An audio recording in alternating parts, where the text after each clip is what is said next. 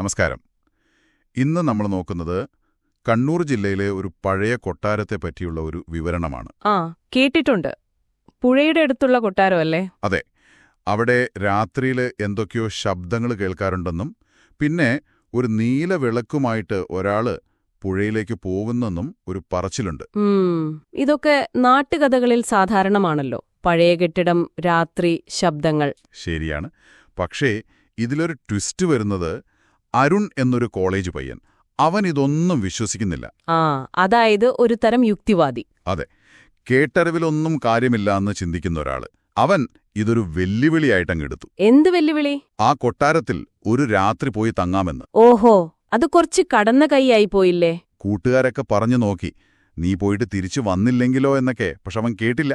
അപ്പോ അവിടെയാണീ എന്താ പറയാ, വിശ്വാസവും അവിശ്വാസവും തമ്മിലുള്ള ഒരു ഇത് വരുന്നത്. കൃത്യം. ഒരു വശത്ത് നാട്ടുകാരുടെ പേടി, തലമുറകളായിട്ടുള്ളൊരു ഭയം. മറുവശത്ത് അരുണിന്റെ ഒരു ധൈര്യം. അതോ അവിവേകമോ? ഇത് നമ്മൾ ഈ കിട്ടിയ വിവരങ്ങൾ വെച്ചാണല്ലോ പറയുന്നത്. അപ്പോ അവൻ പോയോ അങ്ങോട്ട്? പോയി.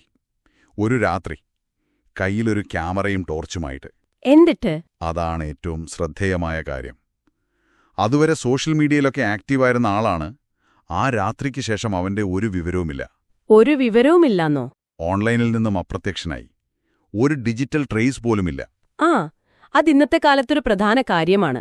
ഒരാൾ ഓൺലൈനിൽ ഇല്ലാതാവുക എന്നത് ഭൗതികമായി കാണാതാവുന്നതിന് ഒരു ആഴം കൂട്ടും. ശരിക്കും പറഞ്ഞാല് അതൊരു ഡിജിറ്റൽ ഗോസ്റ്റ് പോലെയാണ്. പിറ്റേണ്ട പോലീസും നാട്ടുകാരുമൊക്കെ തെരഞ്ഞു. ആളെ കിട്ടിയോ? ഇല്ല. അരുണിനെ കിട്ടിയില്ല. പക്ഷേ അവന്റെ ക്യാമറ കിട്ടി, കൊട്ടാരത്തിനുള്ളിൽ നിന്ന്. ക്യാമറയോ? അതിലെന്തെങ്കിലും? അതായിരുന്നു എല്ലാവരുടെ ആകാംക്ഷ. ആ ക്യാമറ ഓണാക്കിയപ്പോ അതിലെ ദൃശ്യം എന്തായിരുന്നു? ഒരാൾ ഒരു നീല വിളക്കുമായിട്ട് അരുണിന്റെ തൊട്ടുപുറകിൽ നിൽക്കുന്നു. ദൈവമേ! അരുൺ ഇതൊന്നും അറിയാതെ മുന്നോട്ട് നടക്കുന്നു. പെട്ടെന്ന് സ്ക്രീൻ ബ്ലാങ്കായി. ക്യാമറ ഓഫായ പോലെയോ കേടായ പോലെയോ. ഇതാണ് കഥയിലെ ഏറ്റവും പേടിപ്പെടുത്തുന്ന ഭാഗം. നാട്ടുകാർ പറഞ്ഞ ആ നീല വിളക്ക്. അതെ.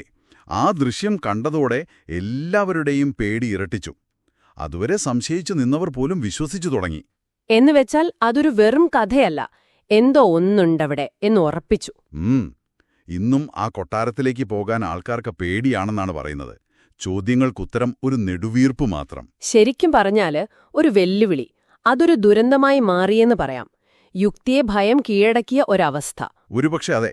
എന്തായാലും ഈ വിവരണം ഇവിടെ തീരുമ്പോൾ ഒരുപാട് ചോദ്യങ്ങൾ ബാക്കിയാണ്. തീർച്ചയായും. അരുണിന് ശരിക്കും എന്തു പറ്റി? ആ ക്യാമറയ്ക്ക് പിന്നെ എന്ത് സംഭവിച്ചു? അതൊന്നും ഈ കിട്ടിയ വിവരങ്ങളിൽ പറയുന്നില്ല. ആ ഉത്തരം കിട്ടാത്ത സ്വഭാവമാണ് ഒരുപക്ഷെ ഇതിനെ കൂടുതൽ ആകർഷകമാക്കുന്നത്. ശരിയാണ്. പിന്നെ ആ അവസാനത്തെ വാചകമില്ലേ, ചില ശബ്ദങ്ങൾ കേൾക്കാനല്ല മനസ്സിലാക്കാനാണ്. അത് വളരെ പ്രധാനപ്പെട്ടതാണ്. അതായത് ഒരുപക്ഷെ അരുൺ ആ ശബ്ദങ്ങളെ വെറും ഒച്ചയായിട്ട് കണ്ടു.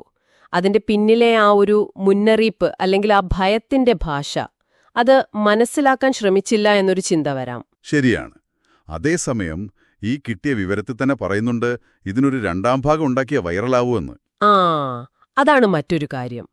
എവിടെയാണ് ഒരു യഥാർത്ഥ സംഭവം അവസാനിക്കുന്നതും ഒരു കഥ അല്ലെങ്കിൽ ഒരു കണ്ടന്റ് തുടങ്ങുന്നതും? നമ്മൾ എന്തിനാണ് ഈ ഭീകരമായ കാര്യങ്ങളുടെയൊക്കെ ഒരു തുടർച്ച അറിയാൻ എപ്പോഴും ആഗ്രഹിക്കുന്നത്? അതെ, ഭയത്തെപ്പോലെ തന്നെ ഈ അറിയാനുള്ള ആഗ്രഹം, അതും മനുഷ്യന്റെ ഒരു അടിസ്ഥാന സ്വഭാവമായിരിക്കാം അല്ലേ? ഈ ചോദ്യം നമുക്ക് പ്രേക്ഷകർക്കും ഒന്ന് ചിന്തിക്കാൻ വിടാം.